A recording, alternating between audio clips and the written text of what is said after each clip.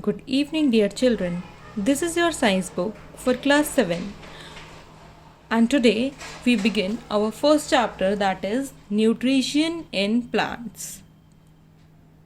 See, children, in class 6, you already learned that food is very essential for all living organisms.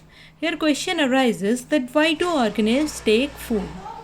So the answer will be all organisms need food and utilize it to get energy for growth and maintenance of their body. Clear? Now we will talk about what are nutrients.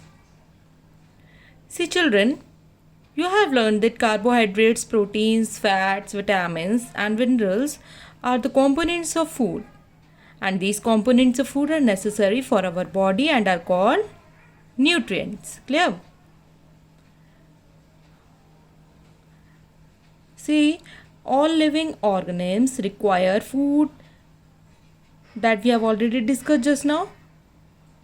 Plants can make their food by their own, you know, but animals and humans cannot make their food by their own. So, they directly or indirectly depends on the plants. And now we will talk about the mode of nutrition in plants. See, plants also need some nutrition to grow, to repair damaged parts of their bodies and provide the energy to carry out life processes. So, nutrition is the mode of taking food by an organism and its utilization by the body.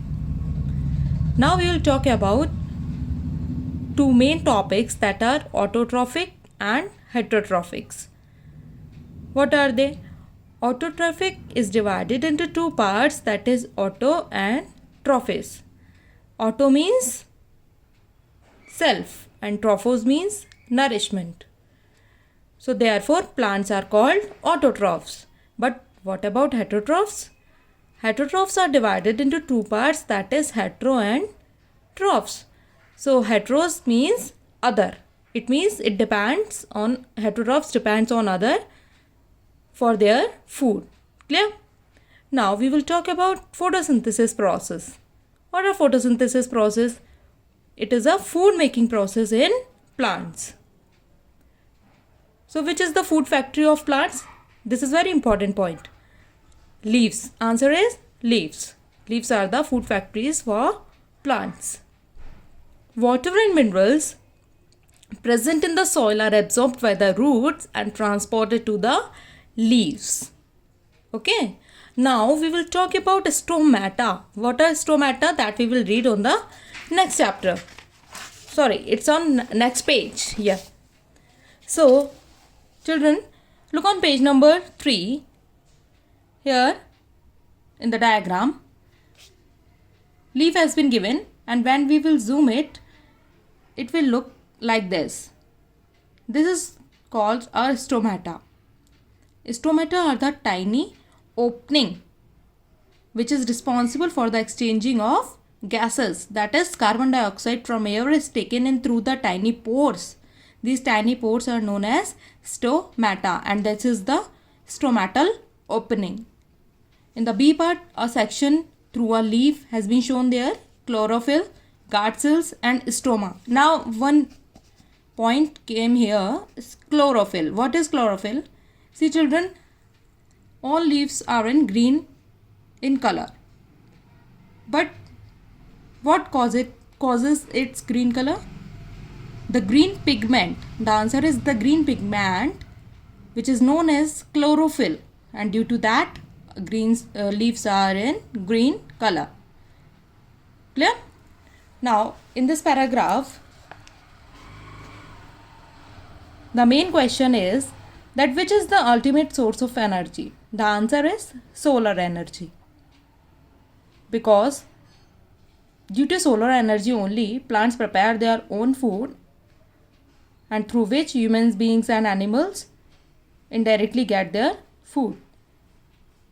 Due to the photosynthesis process, photosynthesis is divided into two parts. Photo means light and synthesis to combine. So, the synthesis of food occur in the presence of sunlight, carbon dioxide and water. and by that the plants prepare their own food. Clear? In this equation also it is given there, when carbon dioxide combines with water in the presence of sunlight and chlorophyll, it gives out carbohydrate, which is our nutrient, and carbohydrate in the form of starch it gives out, plus oxygen which we inhale. Clear? In this photograph also, diagram showing photosynthesis. One plant is there, leaf, it's absorbing light energy from the sun and carbon dioxide it's taking inside, and then it releasing out its oxygen. This is the chlorophyll in leaf, and these roots are absorbing water and minerals from the ground. Clear? So this was the about your photosynthesis. Here one blue box has been given there. In that we will talk about the cell. In figure 1.1 the structure of a cell has been given there, and three things they marked. First one is your nucleus, which is the main part, and then second one is your cytoplasm, which is the jelly like structure, and third one is your cell membrane. It's the boundary, outer boundary. Here I will read for you.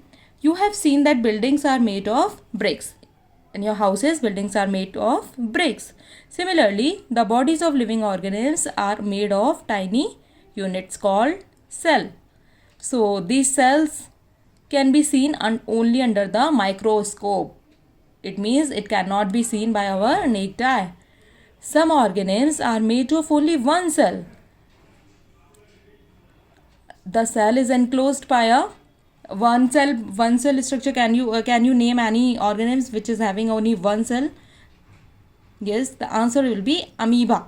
Yes, that you will read in our higher classes. Okay, so the cell is enclosed by a thin outer boundary, that is your cell membrane, and most cells have a distinct centrally located spherical structure called the nucleus. That one, yes. And that nucleus is surrounded by a jelly like structure, that is your cytoplasm. Jelly like means sticky. Okay, so this was about today's class, and rest I will cover in the next class. Till then you have to read this chapter very carefully, and you have to learn the topics which I have explained just now. Okay children, thank you and have a nice day.